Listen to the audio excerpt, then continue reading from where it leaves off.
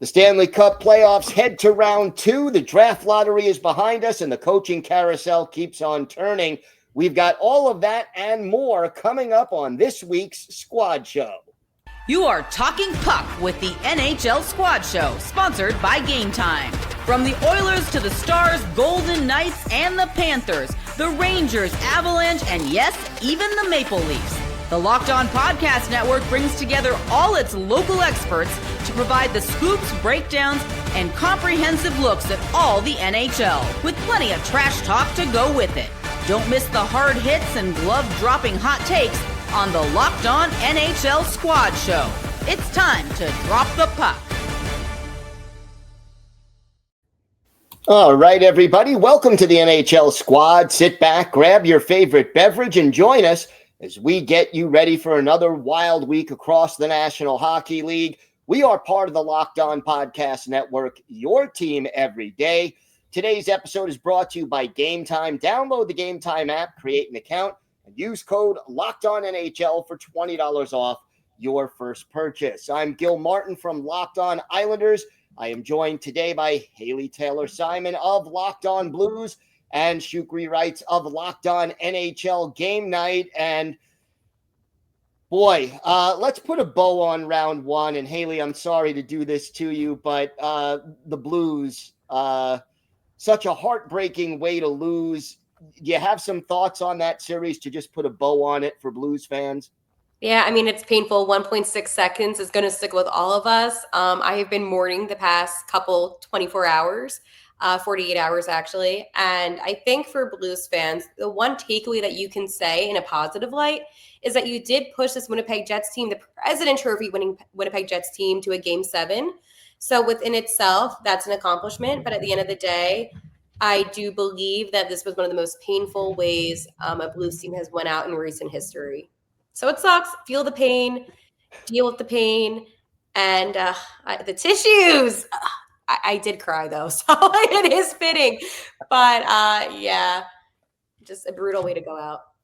I brought tissues not just only for you, Haley, but for any other NHL fan who may be grieving right now. This is the episode for you. So if you need 1 or 2 or maybe 3, let me know. But in all seriousness, that Game 7, it was part of an epic weekend of Game 7s to wrap up the round number 1. And I stand by what I said on Saturday night, where I said that what we saw in Dallas between the Stars and the Avalanche, that third period performance by Mikko Renton is probably the greatest Game 7 performance that we've seen probably in the history of the NHL Stanley Cup playoffs. And it's not hyperbole at all when you think about what he did, the hat trick, and then he also assisted on the Wyatt Johnston goal as well. It was just truly remarkable. But that was one weekend for the record books, and I think one that we're going to be talking about for a long time. It was just great hockey. I mean, yeah. as someone who didn't have a dog in this fight, as a fan of the game, it was just dramatic and exciting. You had the revenge storyline for Rantanen. You had the last second drama in Winnipeg. It was just great hockey, and not just exciting, but just high quality hockey throughout. I agree. And again, if I take the unbiased of me being a Blues fan out of the question, and I'm looking at this objectively just as an NHL fan or a hockey fan or even a casual hockey fan, I can say that ending was out of a storybook. I have never in my life watched a game and my jaw dropped so many times because I could not believe the outcome of it. And again, with that Avalanche and Stars game, like, it's out of a movie. Like, it's Game 7, you're facing your former team, and then boom, like the hat trick, like the assist on Wyatt Johnston's goal, like all of it. It really was one of the most incredible weekends of Game 7s that I have ever watched. Incredible can be good and bad depending on the teams that you root for. But I hope that we get that in round 2. I really do. I hope that we get some Game 7s. Now, again, double OT, a little too long, but I'll take an OT. 1 OT. Avalanche fans, how are you feeling today? Are you still mourning? Are you still mourning over missing Mikko? I don't blame you. In fact, I like to present this this box of Puffs tissues brought to you by yours truly, to basically remind you all why I think that the Avalanche management really they actually like blew this Mikko Rantanen situation. I felt that way back in January, and I still feel even strongly even 4 months later. Whereas, look, money was the source of the issue. It could have been handled much differently. But here's what's incredible about sports. See, sports sometimes you will get the ultimate karma when you least expect it. When you trade him to the East, you're not thinking he's going to come back in your own division. There's no way. No. Right. And then, oh, by the way, and you know that song, Hello, Darkness, my old friend. I've come at last to meet again. That was literally Mikko coming back in March 7th to Dallas. And all I could think to myself was, if they meet in round one, and then they meet in round number one. But I tell you, in terms of just the drama of round number one, with the exception of the Carolina Devils series, yes, I know game 5 went into double overtime. I know that. But apart from that, it was just compelling. Just really compelling hockey all the way through and through. And even just to start the second round, now with drama between the Maple Leafs and the Panthers, Sam Bennett, you're on absolute watch right now. I'm watching you. It's just remarkable. It truly is. Well, let me ask you this. If you're a member of the Maple Leafs, how do you handle Sam Bennett for the rest of this series? You're going at him the whole time. Pound him into the doggone ice without getting suspended yourself. Well, I mean, justice has to be served somehow. I'm sorry, Haley. Go ahead. It's a high bar, right? To get suspended, you could probably get away with a lot because he didn't get suspended. Gil, with all due respect, if that happens, this is where I encourage social media to completely annihilate the Department of Player Safety of the NHL, because that would just expose a hypocrisy yet again. What Sam Bennett did was a suspendable action. Yes. And now, if the Maple Leafs say, hey, you know what? Retribution time. And by the way, keep in mind, guess who's the head coach? Craig Berube, who was the head coach of the St. Louis Blues, the most ice bully team that I probably have seen in the last 10 years to win the Cup in 2019 against my Boston Bruins. So what do you think he's cooking up in that locker room in Toronto? Oh, someone's going to carry the deed. I wonder who it could be. Oh, that's right. Max Domi, maybe, perhaps. Maybe he gets a little into the fun action, for all I know. But I'm telling you, I expect fireworks in game number 2. Oh, yeah. If there wasn't going to be before. I cannot wait for that game 2. But again, when it comes to player safety, and this is a tendency that we've seen around the NHL with the inconsistency, and I don't care if it's the playoffs, I don't care if it's the regular season, nothing ever happens in preseason most of the time. But you need to be consistent. You need to be consistent, because this is injuries that end up having players in the hospital. Injuries that make players have to go through surgeries and then they don't come back again. And it's beyond just hockey. This is actually the impact of players' health and safety. Crazy that they have a department after that, but yet, right? Yeah. Like, it's crazy. It was the most obvious, and I was saying to the guys beforehand that you don't even need it on slow motion. Like, you could tell blatantly what Sam Bennett was doing with his elbow. But hey, let's not suspend him, even though that's a suspendable act. Look, I know it's the playoffs. I know that, what is a 5 or 6 game suspension in the regular season is a 1 or 2 game suspension in the playoffs. But there's got to be something. The fact that there was no discipline, no supplementary discipline whatsoever is mind-boggling. And, you talk about players going to the hospital. There's also, and we know so much more now, the long-term health, CTE, is a real issue for professional athletes. Yes, it is. I mean, Chris Simon, who passed away within the last year, they found he had stage 3 CTE. And here was a guy who was, how many fights did he have in his career? How did he make his living? By playing physical hockey. You don't want to see that happen to anybody. And I know players assume a certain amount of risk, but you want to minimize that risk as the NHL, because, you want players to want to play your game. I mean, you want them to be as safe as they can be. Injuries are going to happen, but there's a difference between, a bruised arm and something that years down the line can literally kill somebody. Yeah, so I think I was just very shocked that there was no repercussions taken. And again, if you're the Toronto Maple Leafs, you have all of the right, in my opinion, to go after Sam Bennett. Now, I'm not saying hospitalize him by any means, and that's not what I'm saying. Yeah.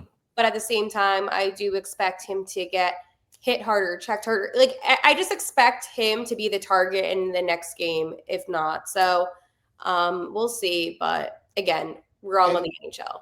And the thing that's frustrating very often is that whoever, goes after Sam Bennett will get the extra penalty for instigating and maybe get kicked out of the game when, again, Bennett is the one who kind of started this whole thing and he's getting away scot-free. So it's a difficult situation. The players are going to have to police it themselves because you know what? The league dropped the ball. And ultimately now it's up to the players to police the game because the league isn't doing it. But the one thing I will say, though, the Leafs do have to be careful because, again, it is the playoffs and they're in a situation, luckily, where they're up a game, right? By the time we're filming this. But at the same time, those leads can change and they can go back and forth. And again, you can't afford to take penalties. So if you are going to go after Sam Bennett, I would expect it to be maybe at the very end of the game. Hopefully for the Leafs, if they're up in the game, they don't have much to lose if they do go have a guy go in the box. But at the same time, is it worth risking potentially the series? Because momentum swings. Yep. The best revenge is to win the series. I mean, that's ultimately the best revenge. You don't want to sit there and say, yeah, we beat the crap out of Bennett, but we lost in 5 games. That's not a win, And that's not going to sit well in Toronto at all, especially when, like, the reality is, and I've been consistently saying is, like, they know and they see what I see. This Maple Leafs team is different from years past where they could actually win the series in maybe 6 or even 7 games, and plus they have home ice advantage. So like if you're and you're right, if you're the Maple Leafs, you gotta be smart about it, so to speak. Pick your shots. Pick your shots. That's the bottom line. All right, we've got more to talk about on this week's Squad Show. Round 2 underway. We'll discuss some of the other series. The draft lottery took place. We'll break down some of that. All that coming up on today's NHL Squad Show. Today's episode is brought to you by Indeed. You just realized your business needed to hire someone yesterday. How can you find amazing candidates fast? Easy. Just use Indeed. When it comes to hiring, Indeed is all you need. Stop struggling to get your job post seen on other sites. Indeed sponsored jobs put your post at the top of the page and helps you reach the right candidates faster. I've been in that spot where you need to hire like yesterday. The pressure is on, and every day without the right person is a setback. That's exactly when Indeed sponsored jobs comes in handy. They make sure your post is seen by the right candidates right now. Now you could speed up your hiring process with a $75 sponsored job credit. Just go to Indeed.com/lockedon right now and support our show by saying you heard about Indeed on this podcast. Terms and conditions apply. Indeed. Hiring, Indeed, is all you need. Indeed.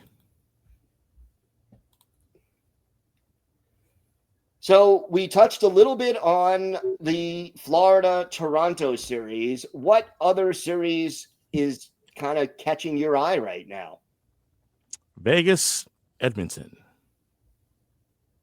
That's a fun one. Because that one I had a chance to talk about that series just a little bit on a different platform.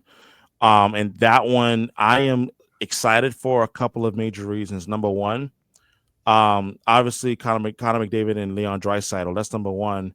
But number two, on the other side, Vegas, this is the deepest and the heaviest defenseman core in the league that Vegas has. I want to see how Bruce Cassidy matches up on his D core and as well as the lines against whenever McDavid and Draisaitl is on the ice. And I think that is going to be so much fun because it's not going to just be about McDavid and Draisaitl. You're going to want to see, can Evander Kane come up huge for the Edmonton Oilers? You want to know if Ryan Nugent-Hopkins can come up huge. You want to know if Zach Hyman can come up huge for Edmonton. and so forth. So that series has got my attention. But if you're Edmonton, do yourself a favor and don't try to fall behind 0-2 like you did against the Kings, because this Vegas team is more than capable of. If you fall behind 0-2, they could sweep you or maybe win in 5. No doubt. This, here's one thing I got to say. There weren't a lot of upsets in round 1, but it does set up some really quality matchups in round 2. I don't think there's one matchup in this round where you go, oh yeah, slam dunk. This is 4 games, 5 games. These are all potentially really good series between some really good teams. And Washington, Carolina, that's like another grudge match, really. And right now, by the time we're filming this, we're actually tied 1-1 as there's only like a minute left in the final frame. So it just shows how close this is. And call me crazy, because what I'm about to say sounds crazy, but the series that I am actually most excited about is the Jets and the Stars, because these are teams, for obvious reasons. Dallas, I personally think that every single year when I watch Dallas in the playoffs, I always think, and I said this last year, they can win the cup. And I do believe that they have talent. I mean, Jake Ottinger is one of my favorite goalies in the NHL, and his skill set is phenomenal. And in the playoffs, we see that, right? But for whatever reason, I feel like this is going to be the series that's going to go to 7 again. I really do. I think that these two teams are going to match up really well against each other. Obviously, I saw a lot of Winnipeg. But after the win that they had, the confidence that's installed with this team is going to go through the roof. I believe that Connor Hellebuyck will be playing good again. And it's a goalie and goalie matchup in this series, which is different than some of the other series, because both of these teams, they do have strong offense, but it's going to come down to the guys in net. So that is why I'm most looking forward to the series. I love a good goalie matchup, and that is exactly what Dallas and Winnipeg is going to give.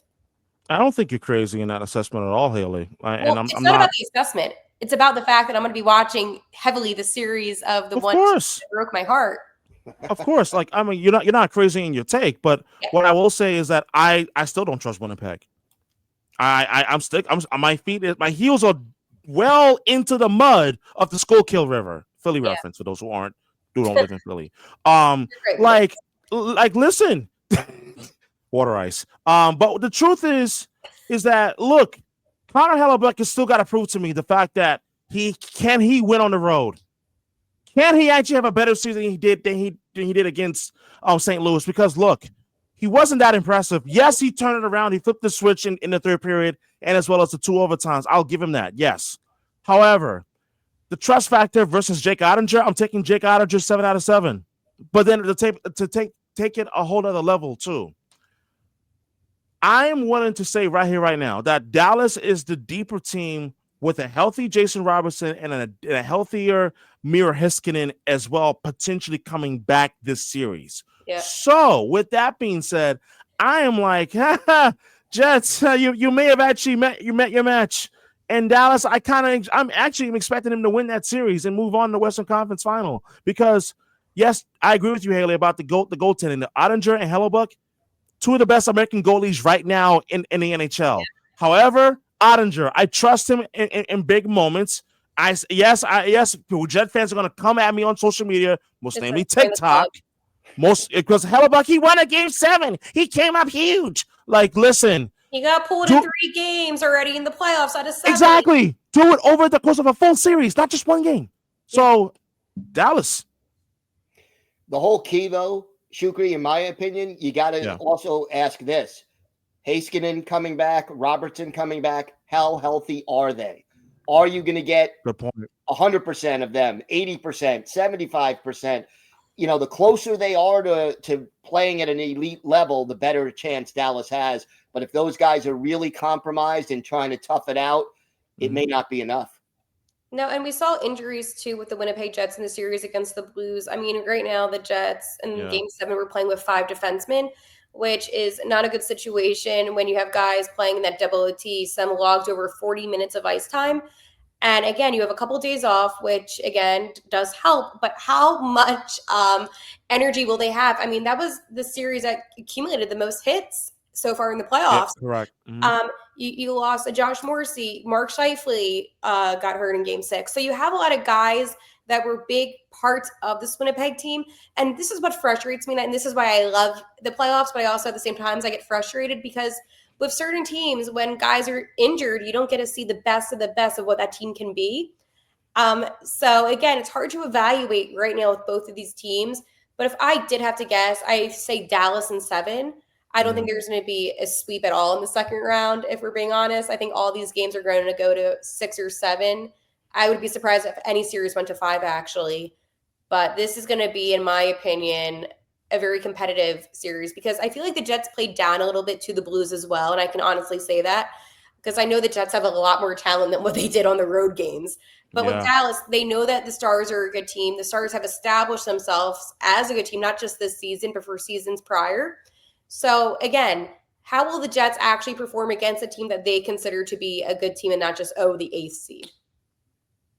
It's going to be a heck of a second round, no doubt about it. And I think the Central Division, that series and that whole division, first round, second round, just some great hockey. I just can't wait to watch more of that series. And I agree. I also want to include, I think we were just talking about it in the first segment, but for me, Toronto, Florida. Yep. Because I mean, listen, how funny is it that an old Bruin could just maybe have an impact on this series? I'm talking about Brad Marchand against the Toronto Maple Leafs.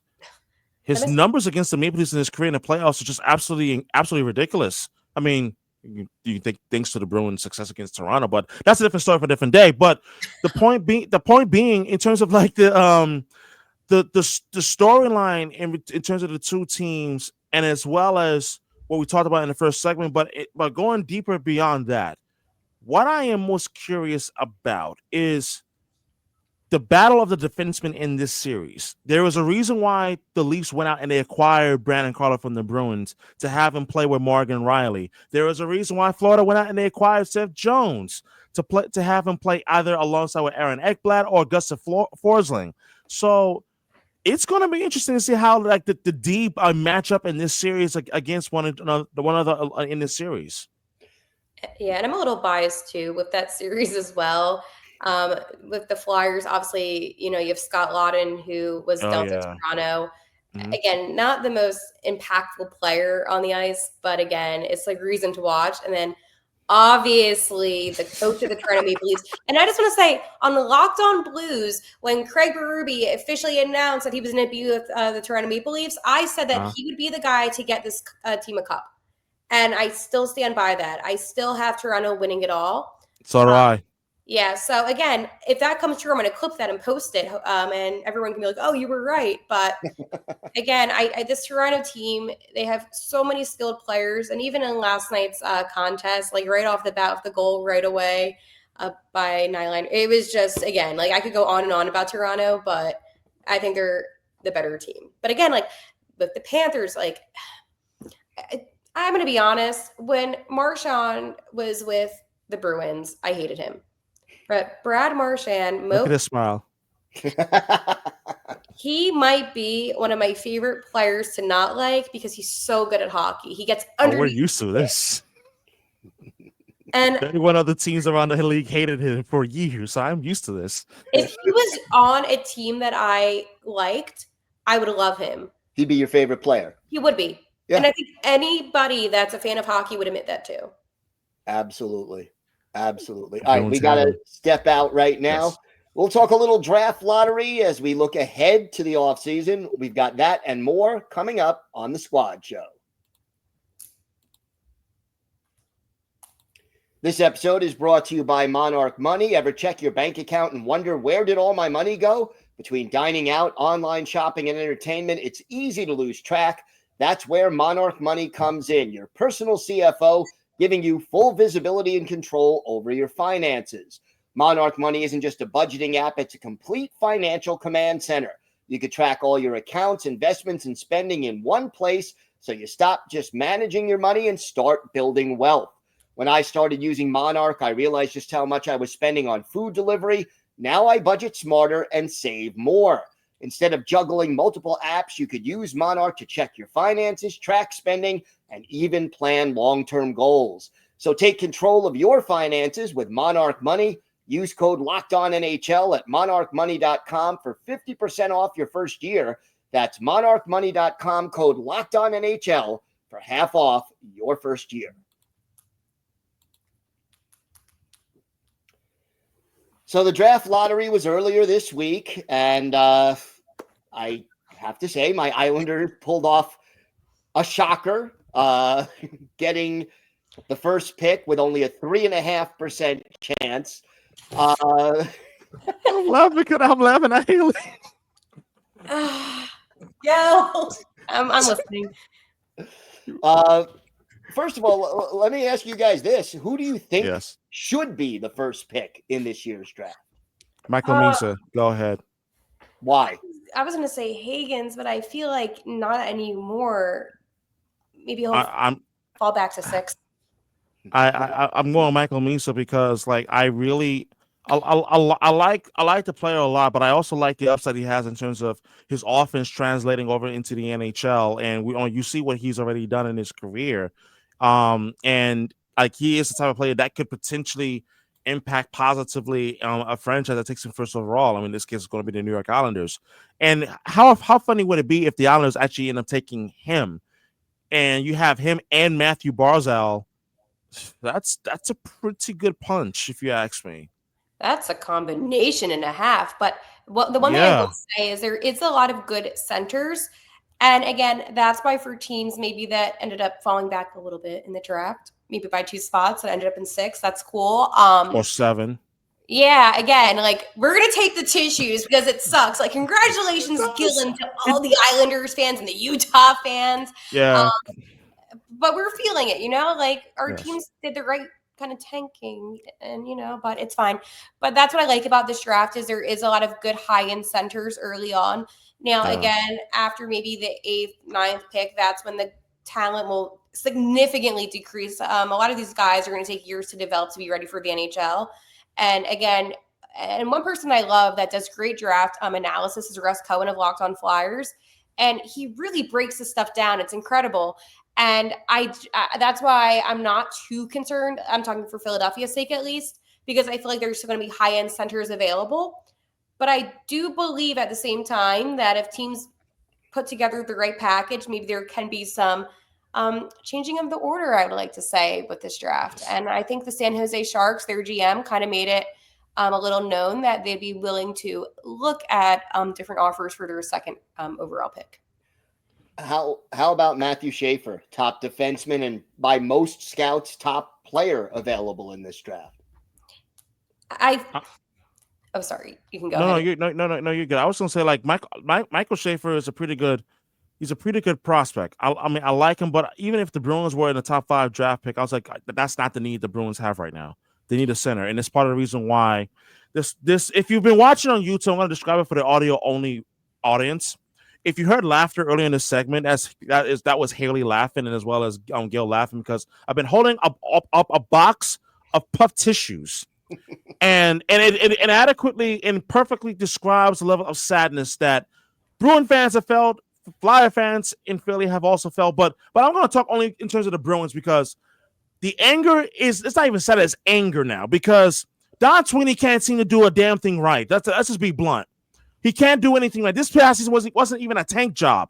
It was his ineptitude and his inability to add secondary scoring, which I have repeatedly gotten on his butt for throughout the entire season. I want to use a different word, but I can't.